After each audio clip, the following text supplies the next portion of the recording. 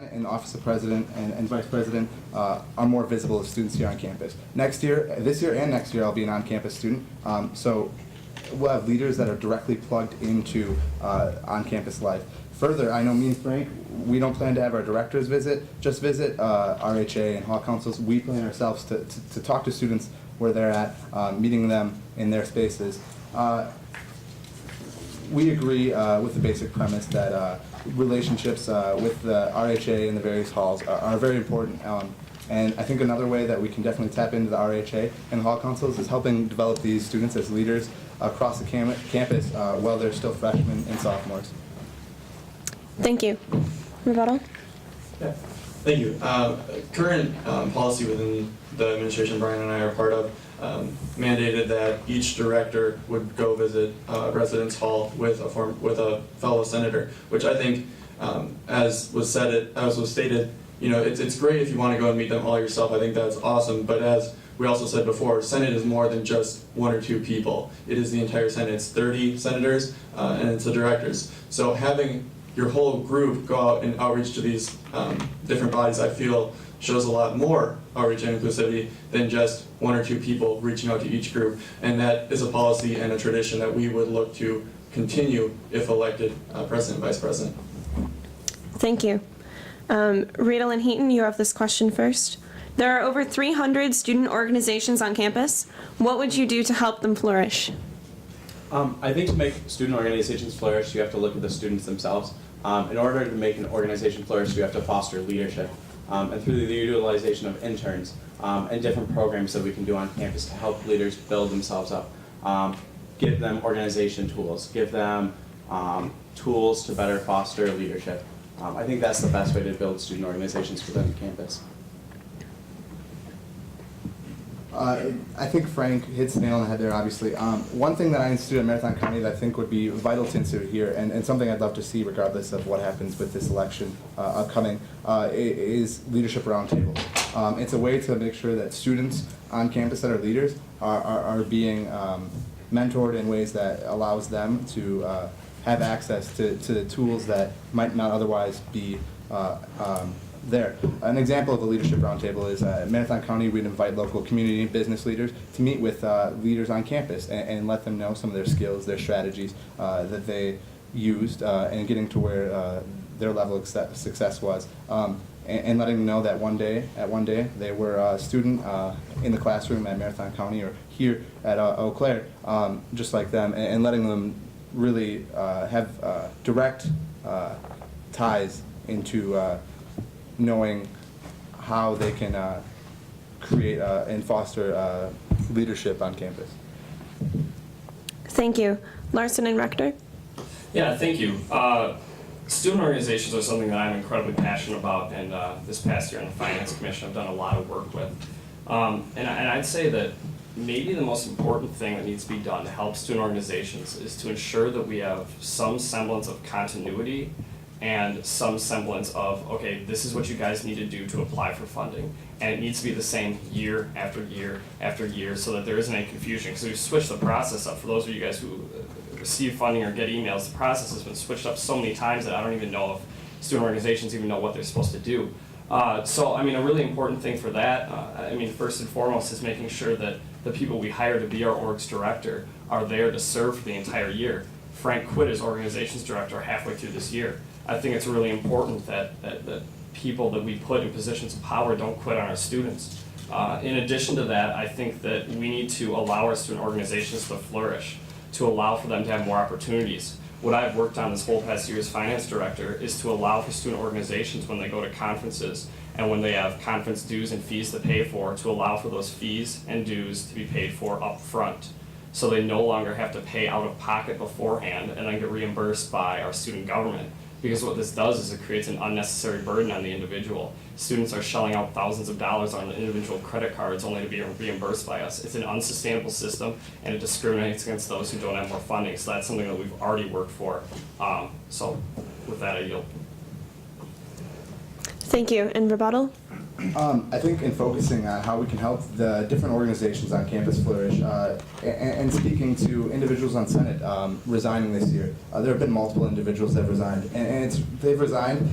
They've expressed to myself that they've resigned because Senate has promoted a culture that isn't open to people that have different views. It's not open to people that are different than the individuals that are already heavily involved. And I think that's one thing that me and Frank, if elected, plan to stop, is making sure that when we as students are representing other students, we're not just representing the viewpoint of us and our friends, but we're representing the diverse views that flow throughout campus.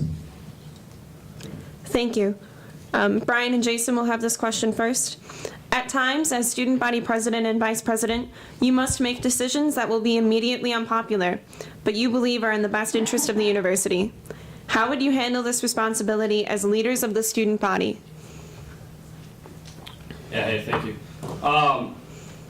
This is something that is well known about Senate, is that at times as president and vice president, you have to make decisions that do make you unpopular, whether that's with the administration, whether that at times is with the student body. But I think the key, the most important thing is that the lines of communication must remain open, that the outreach must be there. Because what I've found is that 9 times out of 10, if you make yourself available to meet with any and all concerned parties, and you talk to them and you describe your differences, which I did a number of times this year with the finance budget, talking to various organized activities about our plans moving forward. If you sit down and you talk to them, you explain to them the situation, you explain your reasoning, that you are able to work things out and that these disagreements are able to be settled. I think another really important thing about this is that if you have disagreements, and there are things in Senate that you are not in favor of, that instead of leaving the body and instead of quitting the body, that you stay in and you fight and you advocate for students. Because by all means, Jason and I have our differences with the current administration. Anyone can tell you that. We certainly have our differences, but we've stayed here. We've stayed as an elected representative of you. We've stayed in our positions, and we've instituted actual and real change. Thank you. And Riedel and Heaton, you know the second speaking rights. When it comes to unpopular decisions, I guess one thing to take into consideration is the foresight. To have the foresight into the future of the university and to see the direction that you want it to move, which is something Matt and I have. We want to see this university foster for the students. And as I said previously, we completely agree that you need to outreach to the students. You need to get their opinions and also make sure they're informed on the decisions, also informed on why the decisions were made. And that's something we really want to promote with our outreach this year. Not only that, but when you're focusing on groups of students that have, from non-majority groups that have been involved, I think it's important to remember, that saying they have to stand up for themselves because they're them. I think it's a false argument. We as dominant groups of individuals have to make sure that we're supporting non-majority groups. And I want to ask Corey, Brian, Jason, what have you done with individuals that have felt subordinated within Senate to make them feel involved and to make them feel as though even though your differences and your opinions might be different, that they're still integral to the leadership and the decision-making process on campus? And with that, I'd say you haven't done anything, because talking to students that have resigned, they've all said that you were the individuals that made them feel as though it wasn't a safe space for students to be involved. And the rebuttal? So Jason may talk a little bit here as well, but first and foremost, this idea that Jason and I have been manipulating and not open to opinions of students and disappointing or disagreeing views is absolutely untrue and false. Jason in particular has held multiple open forums after contentious bills have been passed to talk to students about what issues are important to them. I don't think that there's anyone here who would say that we have not done a good job or that we have been intimidating towards students, because at the end of the day, we are open, we are moving forward, we are people who are very easily approachable. Are there things the current administration could have improved? Absolutely. Do Jason and I think that we can improve this dialogue? Do we think that we can be a more positive, open, and inviting face in Student Senate? Absolutely we do.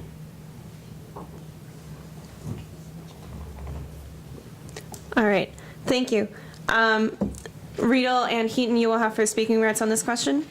One of the most contentious and misunderstood university issues is student health services. What do you see as the future of student health services as, and how would you ensure the students are aware of what is happening with this vital service? Student health services is probably the biggest issue we might face in the next year. Where is Student Senate going to go with that? For me and Frank, wherever the decisions are made with student health services, we want to make sure that it remains local and accessible to all students. Making sure that the student dollars with student health services, though, are being spent efficiently. We believe that student health services needs to better their awareness of their services and making sure that off-campus students who might forget that these services are still accessible to them, and making sure that students, when they come in as freshmen during the orientation week, that when they're sitting there and they're talking to their mentors and advisors, that they're aware of what student health services provides. Frank, do you have anything you'd like to add? Thank you. Larson and Rector? Yeah, thank you. Right off the bat here, to be clear, there is always going to be a student health services on campus. It is always going to be accessible to students. Everyone will be able to access the reproductive services that they desire there and be able to go in there for their checkups, and there's always going to be a health services here on campus for students to access. That is something that Jason and I firmly support. What we don't support, however, is this idea that with our student body, every single one of us pays $120 a year for student health services. Adds up to about $1.2 million we spend directly to student services. And when you allocate such a large portion of student fees towards a service, we believe that this service should be examined. We believe that we should lay out all our options. We think that we should take a balanced approach and look at what we can do to improve the quality of care for our health services, to improve the quality of access, and to improve the economic feasibility of our student health services as well. Because to take such a large portion of student fees and completely disregard the idea that we don't need to look critically at that is completely foolish. And coming from a background of budget management, I mean, I know I talk a lot about budgets and whatnot, but the experience is absolutely key when you're making decisions like this. So Jason and I are absolutely committed to moving forward with an open dialogue, to laying out our options and ensuring that we have the best possible care here on campus. Thank you. And the rebuttal from Matt and Frank? I think this is going to be a very quick rebuttal. It seems as though there's a common agreement here, and that the basic premise is that student body dollars are being spent effectively and efficiently, and making sure that all processes in that avenue are making sure that those services are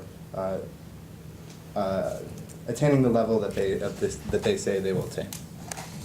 Thank you. Larson and Rector, you will have this question first. Student Senate has a $4.2 million organized activity budget for the 2013-2014 school year. How do you envision working with the Student Finance Commission to both craft a budget and use the financial review process to keep organized activities accountable in their spending of student dollars? Yeah, thank you. I think first and foremost, when you're dealing with organized activities budget, I guess I should say that this was the organized activities budget, crafting it and putting it into action is the duty of the finance director, which is what I did this entire past year. So I bring a wide breadth of experience in terms of dealing with budgets and dealing with your student fees. And the thing I think that is incredibly important is that you look at every single organized activity and see the needs that we have on campus, that we meet with them, that we communicate to them what sort of budget situation we're in, because everyone wants increases every single year. Everyone wants more money every single year. And if you don't want your student fees to go up by $100 a year, which I don't think the students generally want, if you want to keep college affordable, if you want to keep Eau Claire a value institution, you're going to have to make some decisions. You're going to have to make some tough decisions. But what I found this past year as finance director is that when I sat down with the directors of organized activities and I talked to them about the budget position we're in, and I talked to them about the services we have here on campus, that we were able to reach a compromise. And this year we passed forward the smallest segregated fee increase in the past 10 years. And we did this while still making sure that services were here on campus, running as usual, while also allowing additional services like hiring a part-time counselor and counseling services. That's a need we addressed immediately. We saw that they were woefully understaffed there. So coming from a background of having budget experience and coming from a background of financial accountability, Jason and I think that in terms of handling your money, we're your obvious choice. Thank you. Thank you. And the second speaking rights from Riedel and Heaton. I think they put it pretty well, that we do really need to be effective the way we're spending our student dollars, making sure they are being examined and looked over, seeing where we can cut in areas and the areas that truly need additions to their funds. And I think the great part is that we do have an auditor now that allows them to check programs and see how we can cut funds in different areas as well. I think a focus on making sure segregated fees don't go up to a level that is unsustainable or unaffordable for students is vitally important. Further though, I think making sure that tuition doesn't go up next year is even more important. Whether we see a $5 or a $7 increase in seg fees, I think most students will be able to afford, that difference. The real concern I have next year is if tuition goes up another $300 or $400, will those students still be able to afford school? I would definitely use the relationships I have across the state with campus leaders on multiple campuses, Milwaukee, Madison, Platteville, Stevens Point, and I would use the relationship I have with UW Board of Regents in assuring that student tuition doesn't go up to a level that we can't afford. Making sure that seg fees don't increase to a level that is unsustainable too is also very important, but if students can't afford school because of tuition, that's just a damn shame. Thank you. And the rebuttal from Larson and Rector? Yeah, I'm really glad that my opponents brought up keeping seg fees low. And I think an important thing to keep in mind is that's a really easy thing to say. It's a really hard thing to actually do. And it requires a lot of work, a lot of effort, and this is exactly what I've been working on this entire year as the finance director. I'm also really glad that Frank brought up the financial review procedure and the finance intern, because I created the intern and I created the financial review procedure. And these were things that did not exist here at all until I came into office, because these are things I'm passionate about. I'm looking at the funds, your student fees that we're allocating, and I'm realizing that there is no check mechanism. There is no mechanism to make sure that your fees are going towards what they're intended. So I created the finance auditor position, I created the financial review procedure. It is fully implemented and we've already started organizing student organizations this year. I've done that on top of passing the lowest seg fee increase in the past 10 years. So in terms of budget management, there's no better candidate who has the experience, the knowledge, the know-how, and the proven track record of making this happen than Jason and I. Thank you. Thank you. Riedel and Heaton, you will have this question first. The Blugold commitment differential tuition process is coming up for review before the Board of Regents in 2015. Do you think this program has benefited students, and will you advocate for its renewal? A huge amount of student dollars are spent on Blugold commitment and differential tuition. The Blugold commitment differential tuition process subsidizes a large number of high-impact experiences on campus and outside of campus, such as immersion programs, internships, and student research. I think that this allows students experiences that they wouldn't otherwise have without the commitment. With that in mind, we must be aware of administrative overreach onto the funding process and with the programs that might not necessarily directly benefit students. It's important through that entire process that the benefit of the student is the utmost concern of the funding process. And with those concerns in mind, as it comes up for renewal next year, I will advocate for its renewal. I think it's an important endeavor here on campus that allows students, like I said, experiences that they wouldn't otherwise have. Thank you. Larson and Rector?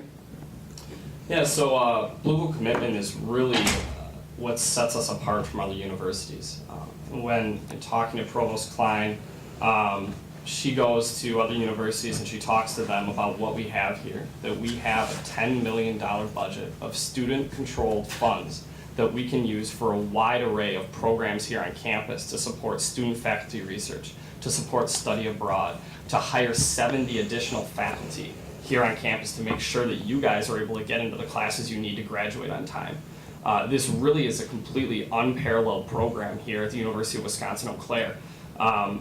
an important thing when dealing with the Blugold commitment is that it is an incredibly complex process.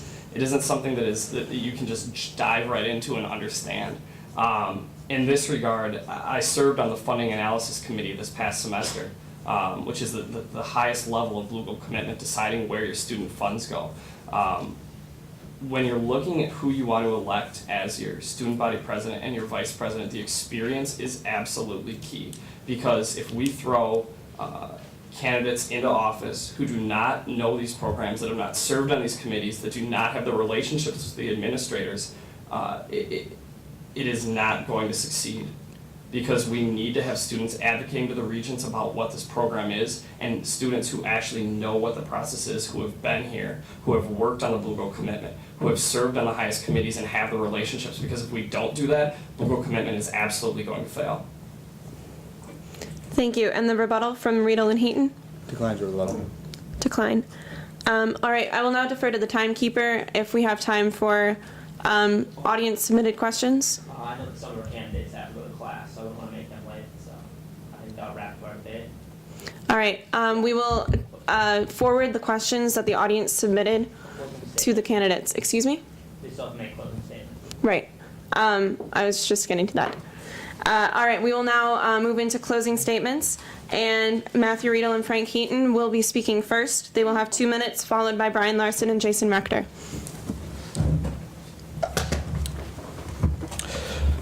So today you've seen two presentations from two tickets that I think will next year, regardless of who's elected, will provide solid leadership. I think Jason and Brian are excellent candidates, and I think their experience really does speak as to what they could do next year. The real question when you're considering who to vote for this year isn't, like I said, experience or not experience. It's what style of leadership would you like to see next year? Would you like to see a style of leadership that promotes leadership among their own social groups and their own organizations that they're involved in? Or would you like to see leadership that promotes leadership outside of their own social group, outside of the groups they're involved in, that reaches out into campus, and not just, you know, this group or that group that they happen to know, but every group on campus, and make sure that those individuals are involved in the decision-making process and the student fee process. The real question is, do you want a culture of leadership that retains the same few individuals, or do you want a culture of leadership that extends leadership out to all areas of campus? That's the question that I want you to remind yourselves when you go to vote next week.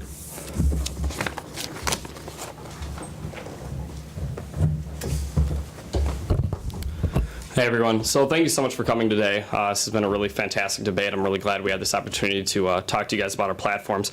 Matt and Frank have talked a lot about outreach and inclusivity today, and I think that that is awesome, because outreach and inclusivity, being a visible site for students to see as being the president and the vice president and the Senate in general, is absolutely fundamental towards moving this university forward. And by all means, Jason and I have had our differences with the current administration in terms of the outreach. I think that a lot can be done for Student Senate to enhance our outreach, to be out there talking to students, to go to hall councils, to speak to students. That being said, the outreach really is one part of the puzzle.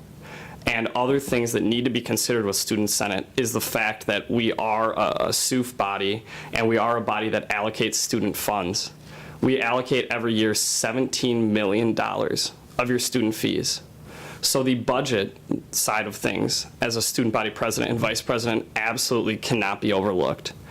And Jason and I have a proven track record of making the best use of these student funds. I've served on the Finance Commission as the director. I created the finance auditor position to enable for your student fees to be allocated correctly. And I've also served on the Funding Analysis Committee for the Blugold Commitment. So in terms of your student fees, your Blugold Commitment dollars, Jason and I are the best candidates committed towards that. Also, Jason has a proven track record of outreach. He's created the ledge liaison position. We were able to go to Madison and advocate directly for students. So in this election, does experience matter? Yes, it does. It absolutely does. And when we're bringing in a new chancellor, we need a student body president who has been here through the thick and thin, through the stuff they've disagreed with and agreed with, has fought for you, has instituted real reform, and is going to stay here and be in office all of next year and not quit on the job.